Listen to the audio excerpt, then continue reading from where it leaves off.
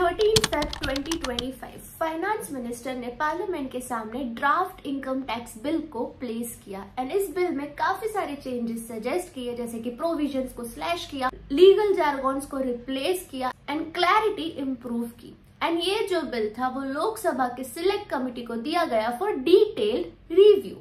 But इस bill में एक काफी ड्रास्टिक चेंज था जो कि हिस्ट्री में कभी भी नहीं हुआ था। अकाउंटेंट के डेफिनेशन के अंदर कंपनी सेक्रेटरीज और कॉस्ट मैनेजमेंट अकाउंटेंट्स को इंक्लूड किया गया था। What does this mean? इसका मतलब ये है कि सेक्शन 44A के अंदर का जो स्टैट्यूटरी ऑडिट है, जिसमें अगर बिजनेस के ग्रॉस रिसीट्स 1 CR से एक्सीड होते हैं या फिर प्रोफेशन का ग्रॉस रिसीट 50 लाख से एक्सीड होता है तो ऑडिट करवाना पड़ता है। ये ऑडिट सिर्फ और सिर्फ चार्टर्ड अकाउंटेंट्स ही कर सकते थे। बट इस बिल में CS एंड CMA को भी एलिजिबल माना गया था for this audit, which means कि CS और CMA का स्कोप इंक्रीज हो रहा था। But as a name suggest ये ड्राफ्ट बिल था और लोकसभा की सिलेक्ट कमेटी इसको डिटेल रिव्यू करती। That's why ICSI and ICMAI ने अपने रिटन और ओरल रिप्रेजेंटेशंस देना स्टार्ट कर दिए। तो आगे क्या होता है, चलिए इस वीडियो में जानते हैं। Friends, welcome back to my channel. This is Sneha Patel. I help you to make smarter career and educational decisions. And आज के वीडियो में मैं आपको बताने वाली हूँ कि CS और CMA क्या अकाउंटेंट के डेफिनेशन में ऐड हुए हैं, यस और नो, एंड आगे हमारे कम्युनिटी में इस चीज का क्या रेपरकशन होगा। सो गाइस, फेब में बिल इंट्रोड्यूस हुआ था एंड मार्च से लेकर जुलाई तक ICSI और ICMI ने बहुत ही डिटेल्ड ओरल और रिटन रिप्रेजेंटेशंस दिए, जिसमें उन्होंने प्रूव किया कि हमारे पास भी डिटेल टैक्स का नॉलेज है, बिकॉज हमारे करिकुलम में भी हम टैक्स लॉस पढ़ते हैं। बट ये देखकर ICAI, चार्टर्ड अकाउंटेंट की इंस्टीट्यूट, ने आर्ग्यू किया कि ये बिल्कुल गलत है। स्टैट्यूटरी ऑडिट करने का प्रॉपर राइट सिर्फ CA के पास है, बिकॉज हम प्रॉपर ट्रेनिंग अंडरगो करते हैं फॉर स्टैट्यूटरी ऑडिट, जो ICS और ICMI नहीं करते। एंड ये काफी हीट अप हो रहा था गाइस। डेली बेसिस पर लिंक्डइन पर कोई नया पोस्ट, इंस्टाग्राम पर कोई नया पोस्ट, न्यूज में कुछ नया पोस्ट, यूट्यूब पे कुछ नया वीडियो इस टॉपिक पर चल ही रहा था। एंड काफी हीट अप आर्ग्यूमेंट सेमिनार्स और वेबिनार्स में भी देखने मिल रहा था। इस सब की वजह से लोकसभा के सिलेक्ट कमेटी के चेयरमैन MP बैजयंत पांडा, इन्होंने सोचा कि हम एक एक्सटर्नल एक्सपर्ट एडवाइस लेते हैं। एंड उन्होंने EY, अर्नस्ट एंड यंग, जो कि एक CA फर्म है, उससे एक्सटर्नल एक्सपर्ट प्रोफेशनल एडवाइस ली कि इस मैटर पे ध्यान से देखिए, CSC और CMA के करिकुलम को ऑब्जर्व करिए एंड हमें बताइए कि क्या CS और CMA को ऐड करना चाहिए एज एन अकाउंटेंट।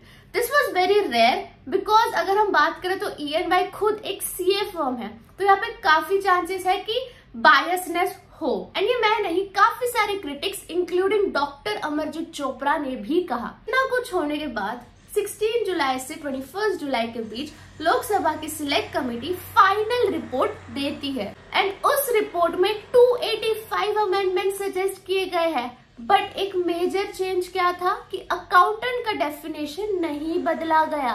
अकाउंटेंट का डेफिनेशन जो पहले था, जिसमें सिर्फ चार्टर्ड अकाउंटेंट्स ही थे, अभी भी सिर्फ वही है। दैट मीन्स कि क्लियरली CS और CMA को statutory audit under section 44AB करने का राइट नहीं दिया गया है। And what was the reason given for this? उन्होंने कहा कि चार्टर्ड अकाउंटेंट एक्ट 1949 के हिसाब से chartered accountants proper training undergo करते हैं फॉर स्टैट्यूटरी ऑडिट, जो कि CS और CMA नहीं करते। And for maintaining public trust and audit quality, उन्होंने सिर्फ CS को ही ये राइट दिया है। इसका मतलब क्या कि CA के पास ये लीगल मोनोपोली कंटिन्यू रहेगी, जो पहले थी अभी भी उनके पास ये लीगल मोनोपोली है, जिसकी वजह से एक स्टेबल डिमांड और ऑडिट फीस उनके पास आती रहेगी। बट इसकी वजह से डेफिनेटली CS और CMA को तो अपॉर्चुनिटी और रेवेन्यू लॉस हुआ ही है। इवन बिजनेसेस के पास भी अभी ऑप्शनल लिमिटेड ही है कि उनको अगर स्टैट्यूटरी ऑडिट करवाना है अंडर सेक्शन 44AB, तो उनको सिर्फ चार्टर्ड अकाउंटेंट्स के पास ही जाना है। They won't be having option to either go to CS और CMA। ये सारे रिपरकेशंस है इस डिसीजन के। बट गाइस, क्या हम इस डिसीजन को लेके बैठ जाए एंड बस लड़ते रहे? डेफिनेटली हमें हमारे डिमांड के लिए लड़ना चाहिए, जस्टिस होनी चाहिए, but that's not all what we should do. अगर हमें चाहिए कि हम इस ग्रोइंग इकोनॉमी के साथ हम भी ग्रो करें, तो there are certain things which I would like to recommend you कि आप लोग एज अ प्रोफेशनल करो, ताकि आप इस चेंजिंग इकोनॉमी को अडेप्ट कर पाओ एंड आउटडेटेड ना हो जाओ.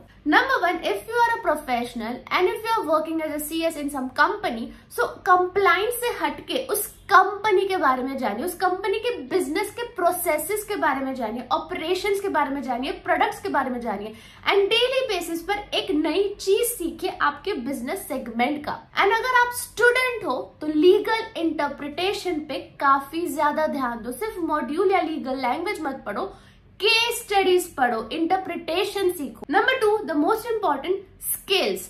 एज अ प्रोफेशनल या एज अ स्टूडेंट आपके पास कम्युनिकेशन स्किल तो होनी ही चाहिए. You should know how to communicate with regulators, with board members, with your managers, with your seniors, with your juniors, because ये एक ऐसी स्किल है जो आपको लॉन्ग टर्म तक काफी ज्यादा सक्सेस देगी. अब इस स्किल को कैसे सीखना चाहिए? YouTube पर काफी सारे वीडियोस है, TEDx टॉक्स है. नंबर 3, दूसरे स्कोप देखिए. अगर हमारे पास टैक्स ऑडिट नहीं आता, दैट डजंट मीन कि हमारा प्रोफेशन खत्म हो जाता है. We have ESG coming up, we have CSR coming up, we have BRS coming up. There are so many other avenues जिसमें काफी ज्यादा स्कोप है. उसमें CS के पास सोल अथॉरिटी है कि वो इसमें अपना काम बना सके. Number 4 is AI. Yes guys, आपको AI सीखना होगा अगर आपको इस चेंजिंग इकोनॉमी में सरवाइव करना है. डेली बेसिस पर AI को अडॉप्ट करो, अपने छोटे छोटे काम AI से करने लगो. इफ चाहिए तो AI का certification course low. 5 and the best thing is कि आप कोई एडिशनल कोर्स कर सकते हो. फॉर इंस्टेंस आप LLB कर सकते हो, आप MBA कर सकते हो, आप BBA कर सकते हो, आप मास्टर्स कर सकते हो, ताकि आपका जो क्वालिफिकेशन है उसके ऊपर भी आपको एक एक्स्ट्रा क्वालिफिकेशन मिल जाए. एंड अगर आपके पास टाइम नहीं है ये सारे कोर्स करने का, तो आप ऑनलाइन एजुकेशन में शिफ्ट कर सकते हो. बिकॉज UGC ने डिक्लेयर कर दिया है कि online education is at par with offline education. And अगर आपको ऑनलाइन एजुकेशन में कंफ्यूजन है कि क्या कैसे करना है, तो I recommend you College Vidya. Yes guys, College Vidya की AI टेक्नोलॉजी आपको हेल्प करती है बेस्ट ऑनलाइन यूनिवर्सिटी सिलेक्ट करने के लिए based on your career goals, course and budget. इस कॉलेज विद्या में आपको इसलिए रिकमेंड करती हूँ बिकॉज ये 100% ऑथेंटिक यूनिवर्सिटीज आपको सजेस्ट करता है. यहाँ पे फ्री करियर बूस्टर प्रोग्राम्स मिल रहे हैं आपको वर्थ 7,000 रुपीज. 10,000 तक का सब्सिडी भी मिल सकता है अपॉन एडमिशन. और यहाँ पे सिर्फ एजुकेशन ही नहीं है, exclusive job and placement portals भी मिल जाते हैं. तो है ना ये बेस्ट बात. अब कैसे यूज करना है वो भी काफी सिंपल है. आपको बस कॉलेज विद्या के वेबसाइट पर जाना है एंड वहाँ पे अपना कोर्स सिलेक्ट करना है. इसकी AI टेक्नोलॉजी आपसे कुछ क्वेश्चंस पूछेगी जिसके बेसिस पर आपको नंबर ऑफ यूनिवर्सिटीज सजेस्ट की जाएगी. द बेस्ट पार्ट, यहाँ पे आप यूनिवर्सिटीज को कंपेयर कर सकते हो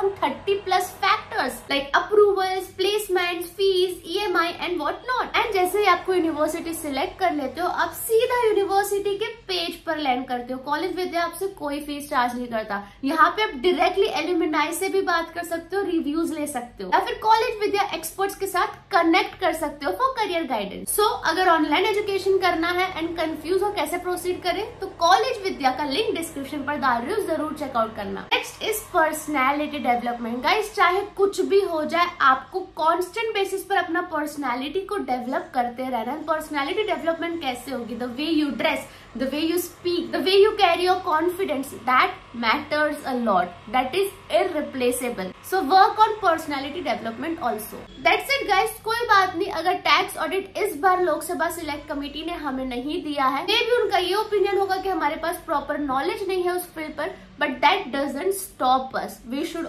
always work on ourselves because that is going to help you in the long run.